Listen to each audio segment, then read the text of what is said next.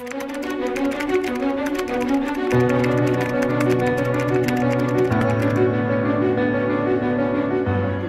kan jadi saya nih, ya kan? Kan saya kan tidak ada beban, ya, untuk kepentingan yang namanya pengungkapan dan mengawal kasus ini dari awal. Ya, informasi saya yang dapat sama juga ternyata dengan informasi yang disampaikan oleh Pak Mahfud. Pelecehan yang sudah terbuka, kemudian perselingkuhan 4 pihak, kemudian perselingkuhan 4 siapa? Dupe, Brigadir Y, Sambo, Rita, itu udah terbuka, ya. Kemudian pemerkosaan yang sebetulnya tidak, ya. Kemudian satu lagi motif yang terkait seksual ini tidak mau saya buka, ya. Itu juga orang udah pada dengar. Kelima ya soal Y itu mengetahui praktek lancung daripada Sambo dan timnya soal perlindungan terhadap praktek video online yang menjadi anggota dia dilindungi, yang tidak di suspend. Yang tim yang suspend juga ada, ya kan? Jadi seperti itu isunya. Tapi kan ini jadi liar. Oleh karena itu untuk membantah semuanya ini, ya, menurut saya penyidik bukalah motifnya apa, ya, penyidik membuka motifnya apa biar tuntas sesuai perintah presiden.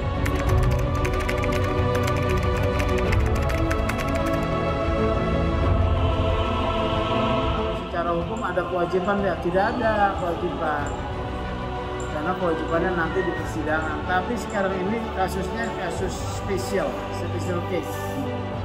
Kenapa disebut special case? Satu orang pangkat bintang 2 yang terlibat dalam pembunuhan menyeret 31 orang di bawahnya yang masuk jurang. Bukan sesuatu yang tidak pernah terjadi dalam sejarah, ya, kecuali pertempuran. Ini kan bukan pertempuran. Ini mau menutupi kejahatan pembunuhan, orang-orang itu dengan sadar nyemplung ke jurang.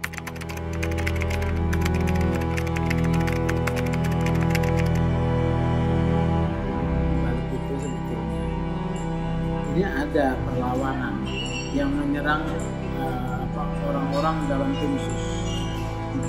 Ya, perlawanan dari kelompok ini akan menyebar isu, ya, isu-isu negatif terhadap personel tim sus. Nah, ini harus siap juga nih, ya, masyarakat harus mendukung tim sus. Kita dukung tim sus, soal isu-isu di keep dulu. Tim sus harus kita jaga untuk bisa mengawal kasus ini sampai pengadilan berhasil.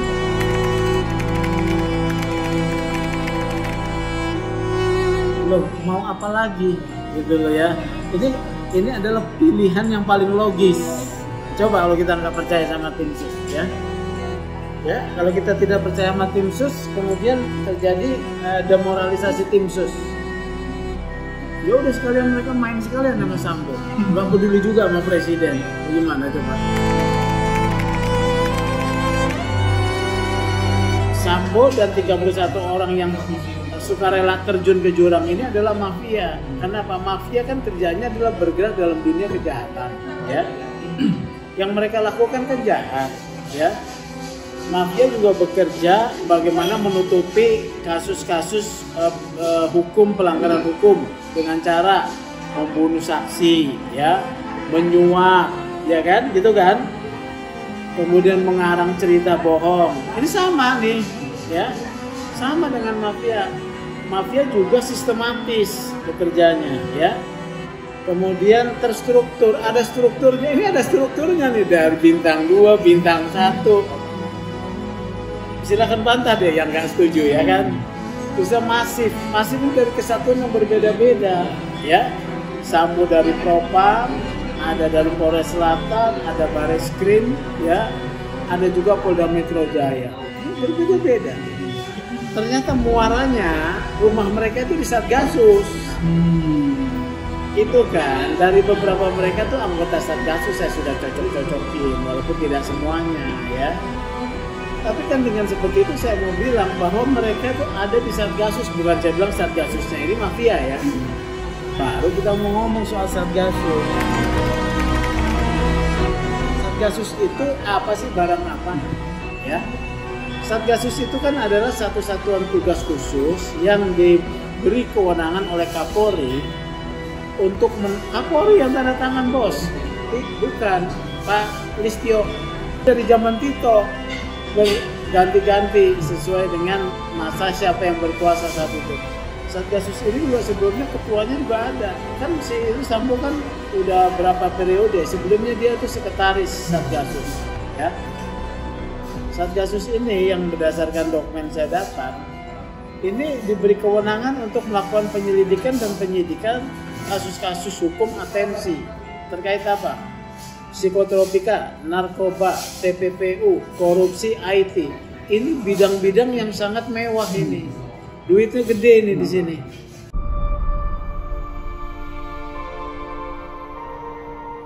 Pertanyaannya, pertanggungjawaban Satgasus bagaimana?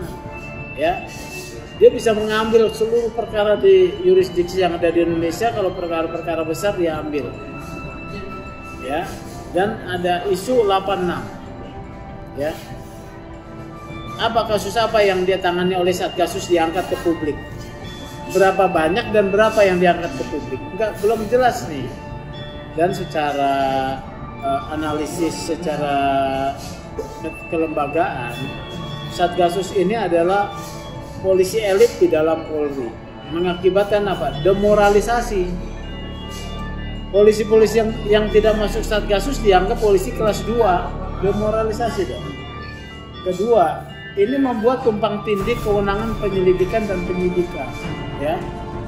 Ketiga, sudah ada satker reserse di mana saja, tapi ini dikasih dibuka lagi penyelidikan dan penyidikan. Jadi satker itu menjadi paria, ya. Keempat, penyalahgunaan kewenangan sangat besar. Ya, penyalahgunaan kewenangan sangat besar. Kemudian kelima, operasi-operasi apa? Dia nggak pernah melaporkan laporan ke pertanggungjawabannya kepada siapa? Polri. Jangan. Polisi itu milik rakyat, harus pada rakyat atau setidak-tidaknya kepada DPR. Ada lagi. Jadi Satgasus, kesimpulan saya bubarkan Satgasus.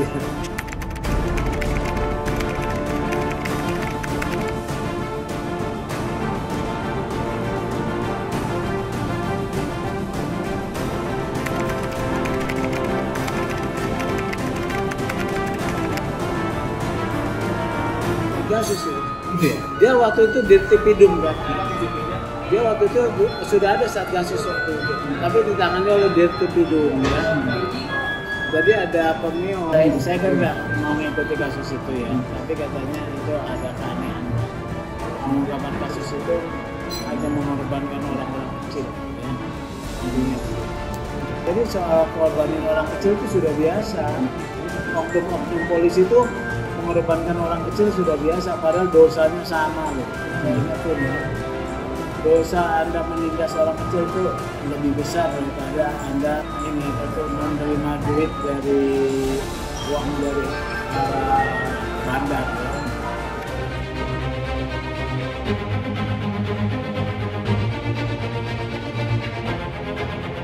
Saya harus apresiasi kerja tim sus dan Irsus. Karena kan kita yang pertama kali menyampaikan adanya obstruction of justice kepada publik ya. Saya malah nggak menyangka yang ditindak 31 orang. Ini apresiasi dulu ya kepada tim sus dan juga Pak Kapolri. Yang kedua, nah ini agak sedikit cermat ya, agak sedikit tajam ya. Terhadap mereka harus diterapkan kode etik dulu. Laksanakan ya, sampai kalau perlu dipecat ya. Tapi jangan lupa setelah dipecat proses pidananya ya. Proses pidananya apa? Itu pasal 221, 233 dengan ancaman 4 tahun. Ditahan bisa nggak? Bisa ditahan walaupun 4 tahun. Kenapa? Dijungtokan pasal 52 KUHP. Karena apa? Dalam pasal 52 tindakan-tindakan pidana yang dilakukan oleh pejabat pegawai negeri dalam hal ini adalah polisi, itu hukumannya ditambah sepertiganya, Kalau 4 tahun ditambah 1,3 kan 5,3 tahun, bisa ditahan. Ya, jadi penahanan gunakan 221, 233 junto pasal 52 ya untuk yang ini. Untuk yang 31 orang. Kepada Sambo bisa selain pasal 221, 233 junto 52, kemudian tindak pidana lain 340 junto 338, junto 55 dan 56 itu bisa ya.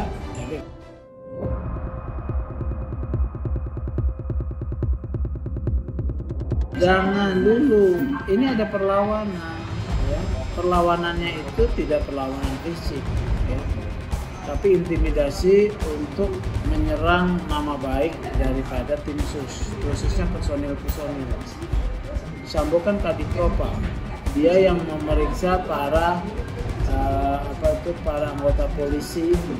Dari situ dia tahu rahasia-rahasia orang, dia kolek rahasia orang. Nah ini mau dimainkan, nah pegang kartu ini saling menyandera ya. Bagaimana mengantisipasi ini? Menurut saya kita harus dukung tim sus dan para personil tim sus. Kita abaikan dulu itu narasi-narasi yang menyerang tim sus ya. Menurut saya supaya kita fokus penyelesaian kasus Sambo supaya tidak bias. Kedua, dengan mendukung tim sus, kita mendesak tim sus jangan bargaining dengan mereka. Jangan bargaining. Tetap laksanakan secara profesional, proporsional ya, dan akuntabel. Makanya saya mendesak ini diumumkan semuanya. Apa maksudnya ditutup-tutupi nama itu ya? Harus disebut karena ada 11 orang ditahan. Kalau ditahan kan berarti pelanggaran etiknya berat. Yang kedua unsur pidananya ada nih. Menghilangkan barang bukti, merusak TKP ya, merekayasa cerita bohong. Jadi sebetulnya kasus ini ujian daripada kapasitas, kapabilitas dan kualitas Polri sebagai tim. Kalau kasus ini tidak ditangani seturut penemuan keadilan buat Brigadir Yosua, masyarakat tidak akan percaya pada Polri. Ya.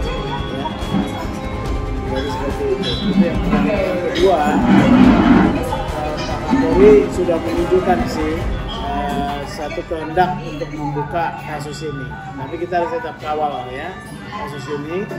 Yang ketiga, Pak Kapolri ini serius Pak Kapolri. Ada geng mafia di institusi Anda. Dibuktikan dengan 31 orang yang sukarela memilih masuk jurang. Jadi harus didalami nih ada apa Pak Kapolri. Ya.